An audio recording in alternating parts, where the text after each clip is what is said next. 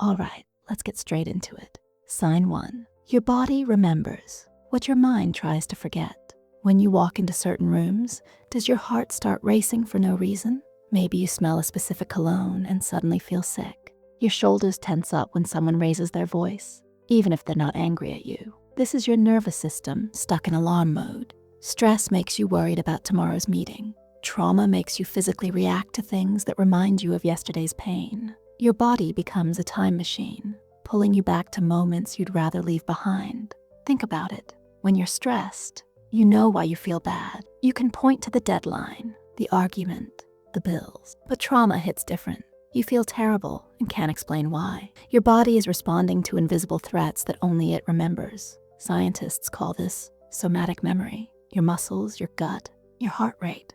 They all store information about what happened to you. While your brain might push memories away, your body keeps the score. It's like having a security system that never learned the danger past. This isn't weakness. This is your survival system working overtime to protect you from something that might not even be there anymore. Sign 2. Sleep becomes your enemy instead of your friend. Everyone loses sleep when stressed, but trauma changes your relationship with sleep entirely. You're exhausted but wired. Your mind races the moment your head hits the pillow. You fall asleep, then wake up at 3 a.m. like someone flipped a switch. The nightmares aren't always obvious either. Sometimes you dream about everyday situations that feel terrifying for reasons you can't name. You wake up more tired than when you went to bed. Sleep, which should restore you, becomes another battle to fight. Your brain is supposed to process the day's events during sleep, but when trauma lives in your system, sleep becomes dangerous territory. Your unconscious mind might bring up things you've been avoiding all day, so your body learns to stay alert, even when you're supposed to rest.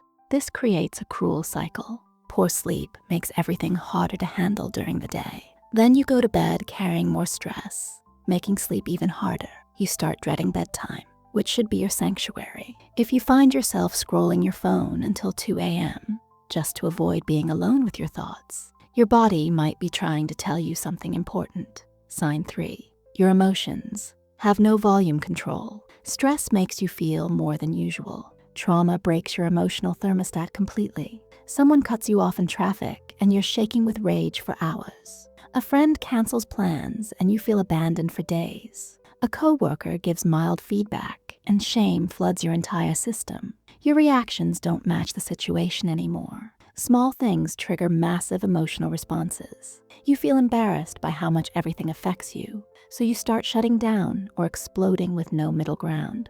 This emotional chaos isn't a character flaw. Trauma actually changes how your brain processes emotions. The part of your brain that normally says, "This is a small problem," gets hijacked by the part that screams, "This is life or death." You might find yourself crying in your car after minor interactions. Or maybe you've gone completely numb, feeling nothing even when something significant happens. Both reactions are your system's way of trying to protect you from emotional overwhelm. Friends and family might tell you you're too sensitive or overreacting, but your nervous system is operating from a different rulebook now, one written by experiences that taught you the world isn't safe. Sign 4. You can't trust your own decisions anymore. Stressed people doubt their choices. Traumatized people doubt their entire sense of reality. You second-guess everything from what to order for lunch to major life decisions. Decision-making becomes exhausting because you can't trust your own judgment. This happens because trauma often involves betrayal by people, situations, or even your own body's ability to keep you safe. When your internal compass gets damaged, every choice feels like it could lead to disaster. You might find yourself asking everyone else what they think you should do, or you avoid making decisions altogether, letting life happen to you instead of actively choosing your path. Both responses come from the same place. Your confidence in your own perspective has been shaken. Even small decisions feel huge. Choosing what to wear becomes overwhelming because you can't trust what feels right. Your inner voice, which should guide you through life's choices, has been replaced by anxiety and doubt. This loss of self-trust often extends to trusting others too. If you can't rely on your own judgment, how can you rely on anyone else's? Relationships become harder because you're constantly questioning motives and meanings. Sign 5. Your body speaks louder than your words. Headaches that won't quit. stomach problems with no medical cause, muscle tension that massage can't touch. Your body is having conversations your mind isn't ready for yet. Stress gives you temporary physical symptoms that go away when the stressor ends. Trauma embeds itself in your tissue, creating chronic physical issues that seem unrelated to mental health. Your doctor runs tests and finds nothing wrong, but you feel sick all the time. This mind-body connection isn't mystical, it's biological. Trauma keeps your nervous system in fight or flight mode, flooding your body with stress hormones that weren't meant to run constantly. Your immune system suffers. Your digestion struggles. Your muscles stay tight, ready for danger that may never come. You might develop mysterious allergies, autoimmune issues, or chronic fatigue. Your body is spending so much energy staying alert for threats that it has little left for basic maintenance and healing.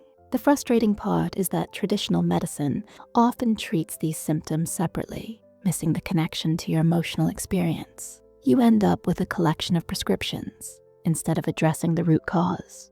Sign 6. Time doesn't make sense anymore. With regular stress, time moves normally. You know the stressful period will end, and you can imagine feeling better next week or next month.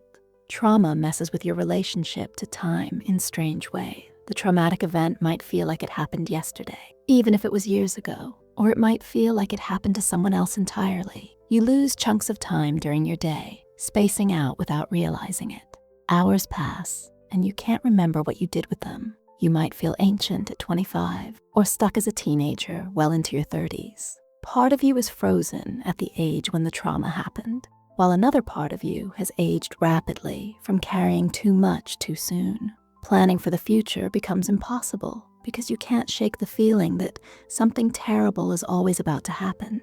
Or maybe you can't imagine having a future at all. You exist in survival mode, getting through each day without thinking about tomorrow. This time distortion affects everything. You're late for appointments because time slips away from you, or you show up hours early because you've lost the ability to judge how long things take. Your internal clock has been disrupted by experiences that felt like they would never end. Sign 7. You've become a master of hypervigilance. Being stressed makes you more alert. Being traumatized makes you a human security system that never clocks out. You notice everything, every sound, every change in someone's tone, every shift in the room's energy. You scan for danger constantly, even in safe spaces. You always sit with your back to the wall. You know where all the exits are before you've even ordered your drink. You can read people's moods from across the room and adjust your behavior accordingly. These might seem like superpowers, but they're exhausting. Your nervous system is stuck in detective mode, gathering information about potential threats that probably don't exist. You've become incredibly good at reading people and situations, but you can't turn this skill off when you want to relax. This hypervigilance often gets mistaken for paranoia or anxiety, but it's actually your system's way of trying to prevent bad things from happening again. Your brain learned that staying alert keeps you safe, so it refuses to let its guard down. The problem is that this constant state of alertness drains your energy and makes it impossible to be present in good moments. You're always scanning for problems instead of enjoying what's actually happening. Here's what I want you to understand. Recognizing these signs isn't about labeling yourself or finding more reasons to feel broken.